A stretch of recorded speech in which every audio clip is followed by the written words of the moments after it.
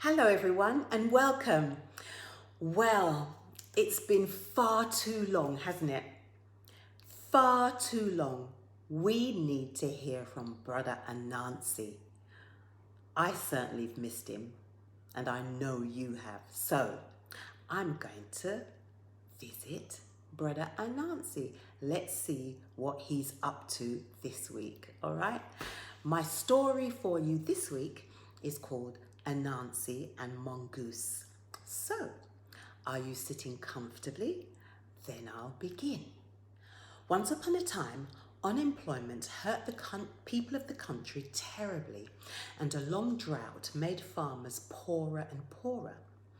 Whenever a worker or farmer resorted to selling peanuts or cigarettes or matches or coconut water, the Royal Information Bulletin proudly reported this as a success of the economy. Self-employment has risen by 250%. Anansi and his mother were hurting bad.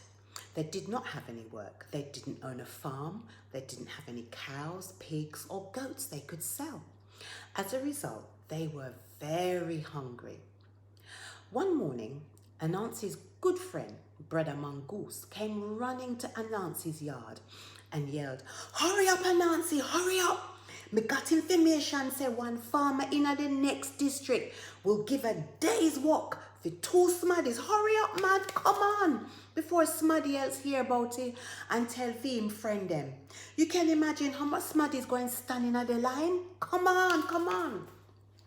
So the two friends ran more than 5 miles to the next village. They knocked on the farmer's door asking about the work.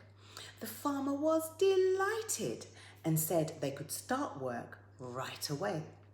The pay was going to be all right. Now, if there is one thing Anansi used to hate then, you know, I'm sure you know, yep, you've got it, hard work. But he had no choice.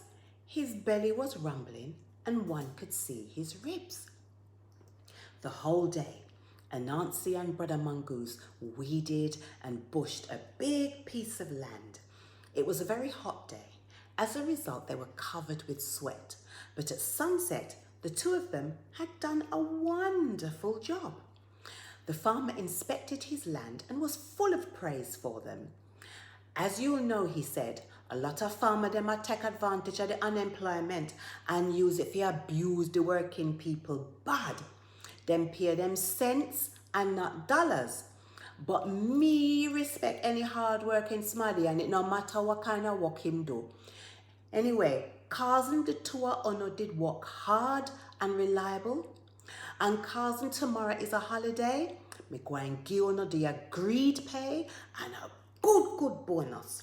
Well, full of joy, Mongoose jumped up and Anansi threw his cap in the air.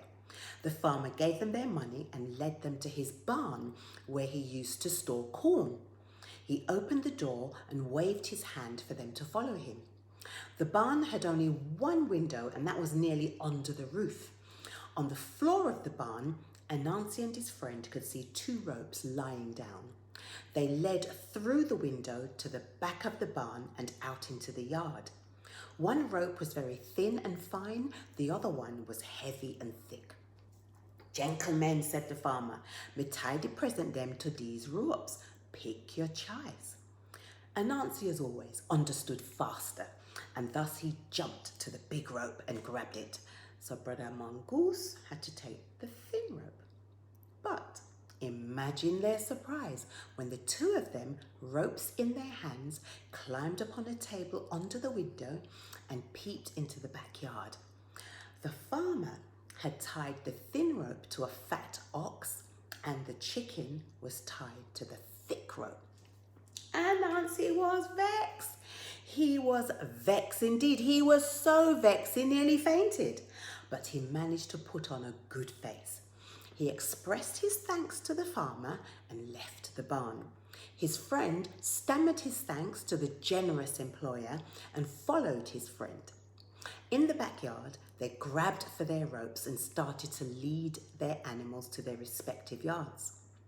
As soon as they had left the farmer's yard, Anansi smiled to himself and said, "Listen now, my friend.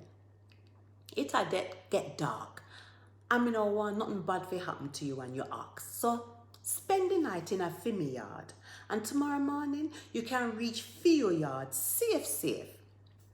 Thanks very much, Brother Mongoose." And he agreed, and he followed Anansi. Having reached Anansi's yard, they shared a meal of roasted yams. Then they wiped off with water from a drum standing under the gutter of the roof. After this, they felt tired enough to have a good night's sleep. Anansi was kind enough to let Brother Mongoose sleep in his small bedroom, while the host put up with a narrow bed in the kitchen. Anansi lay down on it and shut his eyes, but he didn't sleep. He was listening to Brother Mongoose's snoring. When he felt that his friend was sleeping deeply enough, he got up and tiptoed into the yard. In the dark of the night, Anansi tied a thick cloth around the snout of the ox. He took out his machete out of its sheath, and with one big stroke, he chopped off the ox's tail. He then dug a hole in the ground and put half of the tail in it and covered the hole with dirt and sand.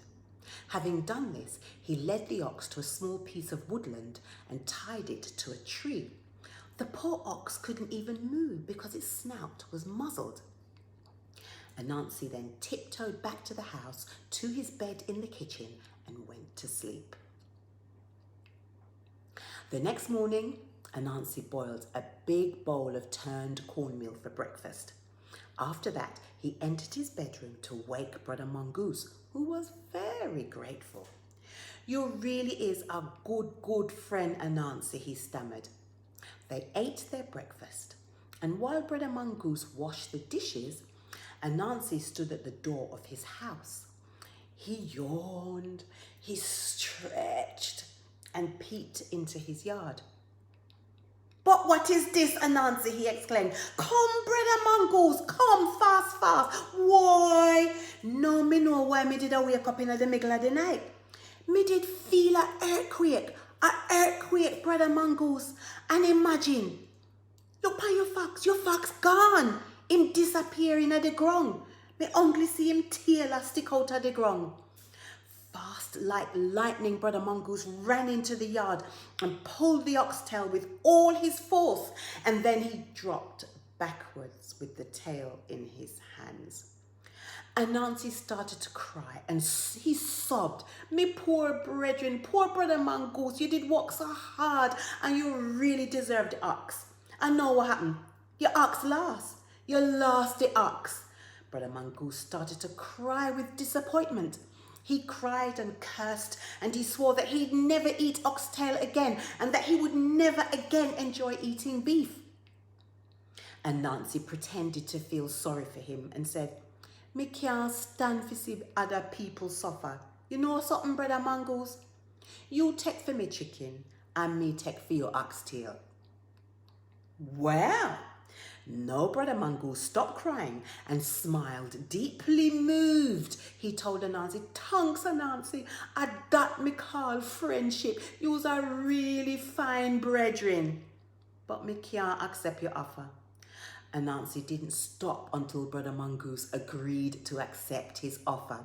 So Brother Mongoose left the yard with Anansi's chicken.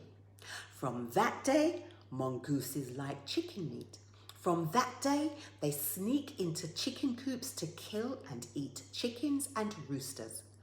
Is Anansi make it? Jack Mandora, me no choose none. That Anansi, honestly, I don't know what to say. What do you call him? What a cunning and sly thing. Oh man. But you know, he's clever. He really is clever. How does he think of these things? I have no idea. Hope you enjoyed that. See you next time. Bye.